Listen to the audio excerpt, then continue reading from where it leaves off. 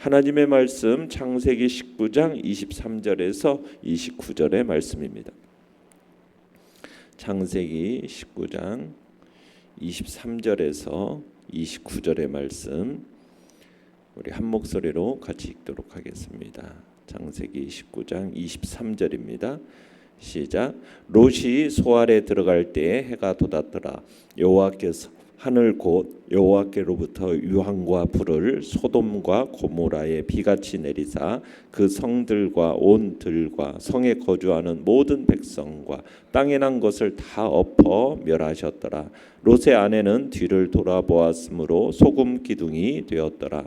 아브라함이 그 아침에 일찍이 일어나 여호와 앞에 서 있던 곳에 이르러 소돔과 고모라와 그 온 지역을 향하여 눈을 들어 연기가 옹기 가마의 연기같이 치솟음을 보았더라. 하나님이 그 지역의 성을 멸하실 때 곧 롯이 거주하는 성을 엎으실 때에 하나님이 아브라함을 생각하사 롯을 그 엎으시는 중에서 내보내셨더라. 아멘. 오늘 말씀의 제목은 즉시 그리고 단호하게 돌아서라라는 제목으로 말씀을 나눕니다. 하나님의 소돔과 고모라에 대한 심판이 시작되었습니다. 천사들은 롯에게 속히 도망하라고 독촉했죠. 천사들이 오히려 발을 동동 구르면서 독촉할 정도였지만 정작 도망해야 할 롯은 느긋했습니다. 롯은 새벽이 되어서야 결국 소돔과 고모라를 떠나게 되었습니다. 그만큼 주저했다는 얘기죠. 그래서 롯과 그의 가족들은 천사들에 의해서 반강제적으로 도시를 떠나게 됩니다. 천사들의 그 다급함에도 불구하고 롯은 아랑곳하지 않고 주저했는데 가족들과 함께 소돔을 벗어나기 시작하고 도저히 산까지 가지 못하겠다고 하면서 근처에 있는 작은 성 그 소알이라는 성까지 도피하게 해달라고 결국 롯은 소알에 들어가게 됩니다. 23절 읽어보겠습니다. 23절 시작. 롯이 소알에 들어갈 때 해가 돋았더라. 롯과 가족들이 소알에 도착한 시기는 해가 떴을 때였죠. 자, 그럴 때 소돔과 고모라가 멸망하게 됩니다. 자, 내용관찰 문제 1번을 보시면 하나님께서는 소돔을 어떻게 멸하십니까? 자, 24절 25절을 읽어보겠습니다. 시작.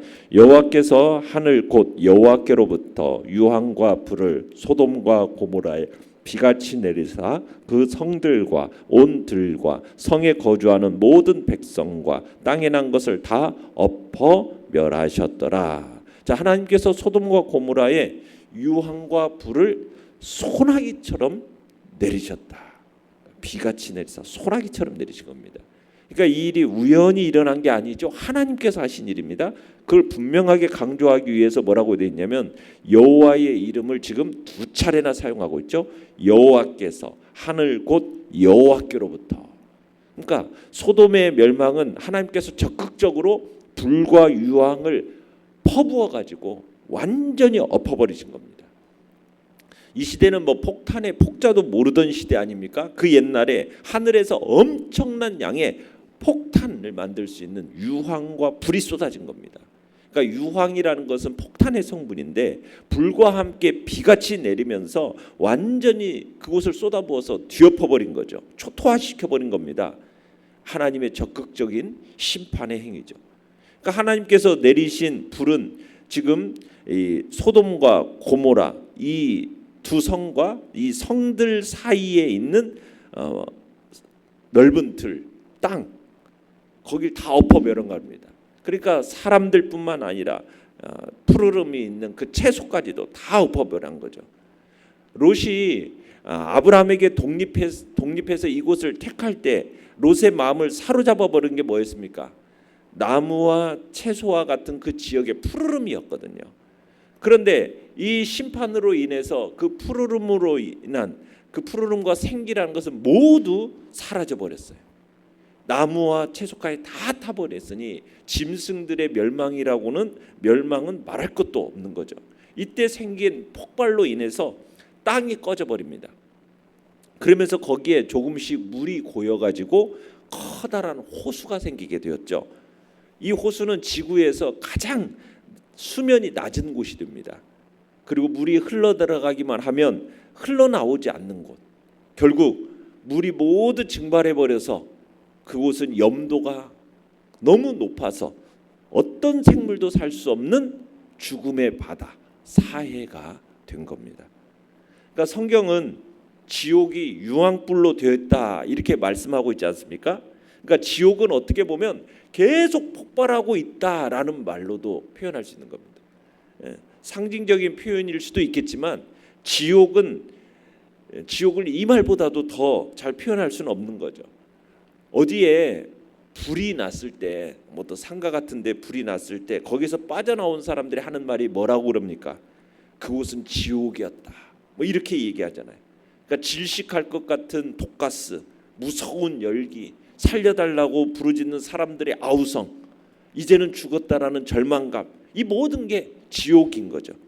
그러니까 불과 유황이 하나님으로부터 쏟아졌다고 하는데 바로 이것은 어떻게 보면 지옥에서 기어 올라온 그런 것이다라고 볼 수가 있는 겁니다. 자, 내용관점제 2번을 보시면 뒤를 돌아본 롯의 아내는 어떻게 됩니까? 자, 26절을 읽어보겠습니다. 시작. 롯의 아내는 뒤를 돌아보았으므로 소금 기둥이 되었더라. 자, 천사들은 그들에게 어떤 일이 있어도 뒤를 돌아보지 말라고 당부했었어요. 17절에 가보시면 그래요.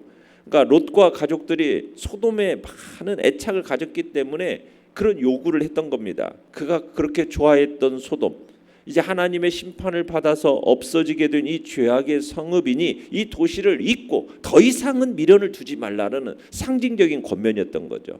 그러니까 소돔에 대한 미련과 집착을 끊어버리라는 권면인 겁니다. 그런데 롯의 아내는 어떻게 됩니까? 뒤를 돌아보다가 소금 기둥으로 변해버렸어요. 롯의 아내가 소돔 기둥이 되는 그 형벌을 받은 것은 그녀가 돌아보거나 들에 머무르거나 하지 말라는 그 천사들의 경고를 무시한 결과였던 겁니다. 자, 연구와 묵상 문제 3번을 보시면 자, 롯의 아내는 왜 멸망하는 성을 뒤돌아보았을까요? 롯의 아내가 왜 뒤를 돌아봤겠어요? 성경은 그 이유를 정확하게 명확하게 밝히고 있지는 않지만 그녀의 행동은 명백한 불순종입니다. 아마도 아쉬움, 여러 가지 아쉬움이 이 롯의 아내의 발목을 붙잡았던 것 같아요. 그러니까 롯의 아내가 뒤를 돌아보는 것은 하나님이 버리신, 멸망할 수밖에 없는 이 무의미한 소돔의 그 부귀영화, 쾌락 이런 걸 동경하고 거기에 마음이 사로잡혔기 때문입니다. 그래서 머뭇거리다가 죄인들과 함께 휩싸여서 심판을 받은 것이죠. 단순히 뒤를 돌아보는 것만으로 이런 심판을 받은 것 좀 과하다 이렇게 생각될 수 있지만 하나님의 명령에 대한 절대적인 순종의 중요성을 여기서는 또 우리에게 보여주고 있는 거죠. 자, 느낀 점 4번입니다. 세상의 쾌락에 미련을 버리지 못하고 뒤를 돌아봐서 소금 기둥이 된 롯의 아내를 보며 무엇을 느낍니까? 하나님의 경고에도 불구하고 하나님께서 버리신 것을 동경하고 거기에 마음을 두는 자는 그것이 멸망할 때 함께 멸망할 수밖에 없다라는 사실을 우리는 느끼게 됩니다. 그러니까 우리는 롯의 아내처럼 세상에 대한 어떤 미련 이걸 가져서는 안 되겠다라는 거죠. 아무리 하나님의 은혜를 베푸시는 중이라 하더라도 하나님의 말씀을 경멸하고 세상을 돌아보거나 또 주어진 그 구원의 기회마저 박탈당한 이 롯의 아내의 어리석음, 이것은 우리에게 영원한 표징이 되고 경고가 되는 거죠. 쓸데없는 호기심 버려야 하는 것입니다. 하나님의 말씀대로 뒤돌아보지 않고 옆도 보지 않고 우리는 열심히 표대를 향하여 달려가는 겁니다. 그것이 우리 믿는 성도들의 삶인 거죠. 사람들은 지옥을 믿지 않고 마치 이 세상에서 조금이라도 편하게 사는 것이 행복인 것처럼 어떻게 해서든지 길을 쓰고 막 이 땅에 투자하고 뭔가 얻으려고 그렇게 달려가는 것이 오늘 이 시대의 사람들의 모습입니다. 그렇게 하는 사람들은 롯의 아내처럼 어리석은 자가 되는 거예요. 하나님의 강권적인 은혜로 말미암아 정말 죄악되고 멸망할 세상에서 구원받은 우리 성도들은 결코 멸망당할 세상을 동경해서는 안 됩니다. 뒤를 돌아봐서는 안 된다는 겁니다. 세상에서 구원받은 우리들은 오직 구원의 표대를 향하여 우리는 앞만 보고 달려가야 할 존재라는 사실을 기억해야 하겠습니다. 도망치면서도 미련을 버리지 못하고 뒤를 돌아보다가 소금 기둥이 된 이 롯의 아내를 우리는 하나님의 영원한 경고로서 삼고 기억해야 할 것입니다. 자, 27절 28절을 읽어보겠습니다. 시작. 아브라함이 그 아침에 일찍 일어나 여호와 앞에 서 있던 곳에 이르러 소돔과 고모라와 그 온 지역을 향하여 눈을 들어 연기가 옹기 가마의 연기같이 치솟음을 보았더라. 자, 하루 종일 소돔과 고모라가 막 불에 탔습니다. 다음 날 아침에 아브라함이 먼 발치에서 이 광경을 지켜봤어요. 그러니까 아브라함은 하나님 앞에 소돔을 향해서 탄원하지 않았었습니까? 자, 그 탄원했던 곳, 기도했던 그곳에 이르러서 소돔과 고모라와 요단 들판을 향하여 바라봤어요. 아직도 그 도시에서는 짙은 연기가 옹기점 연기처럼 피어오르는 것이 보였어요. 마치 뭐냐면은 여러분 옛날에 원자 폭탄이 떨어지고 나서 그 구름 버섯 구름이 있지 않습니까? 그게 바로 이 옹기점 연기처럼 그곳에서 막 피어오르는 겁니다. 불이 얼마나 컸는지. 그리고 그 다음 날도 계속해서 타오르고 있었던 거죠. 그 소돔과 고모라가 멸망하는 날 아침에 아브라함이 일전에 하나님께 기도했던 그곳에 가서 바라보고 있는 거예요. 이유는 뭐겠어요? 멸망받아 마땅한 그 소돔과 고모라의 상황은 자기 소관이 아닙니다. 그런데 유면하지 않았던 거죠. 오히려 아브라함은 소돔과 고모라를 향해서 생명 걸고 하나님께 탄원했어요. 그래서 아브라함은 지속적으로 소돔과 고모라를 관심 가지고 지켜본 겁니다.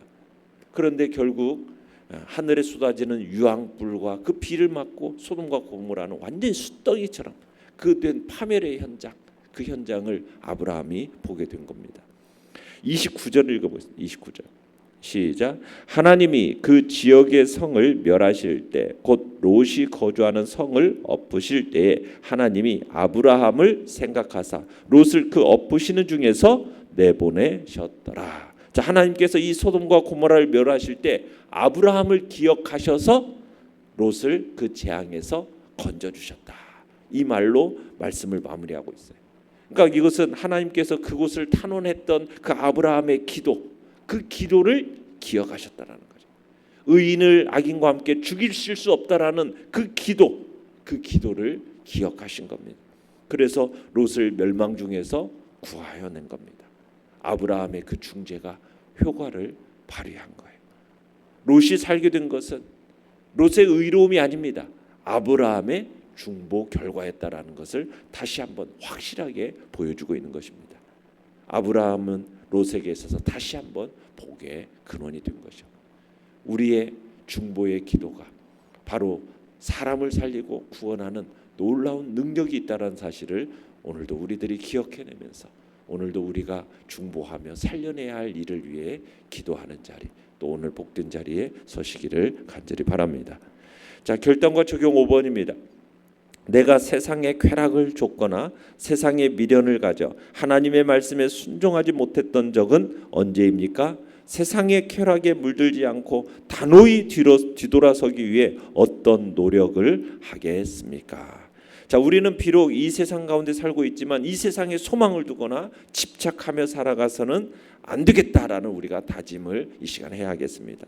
이 세상과 그 가운데 있는 것들은 장차 모두 다 불타 없어질 거라는 것을 기억하고, 우리는 그리고 이 땅에 잠시 머물다가는 나그네라는 사실을 기억하면서 우리가 이 죄악된 세상에 미련을 버리지 못하고 그냥 또 옛날 것에 연연해하는 모습, 그런 모습은 우리가 버리고 오직 하나님이 우리에게 지시하신 곳, 하늘과 땅, 저 하늘의 본향을 바라보면서 표대를 향하여 우리가 달려가는 삶 살리겠다. 이 시간에도 결단하며 나가시길 바랍니다. 자, 오늘의 기도 같이 읽겠습니다. 시작. 세상적인 쾌락을 유발하는 모든 상황을 피하고 절대 순종으로 오직 주님만 따르며 살게 하소서. 아멘.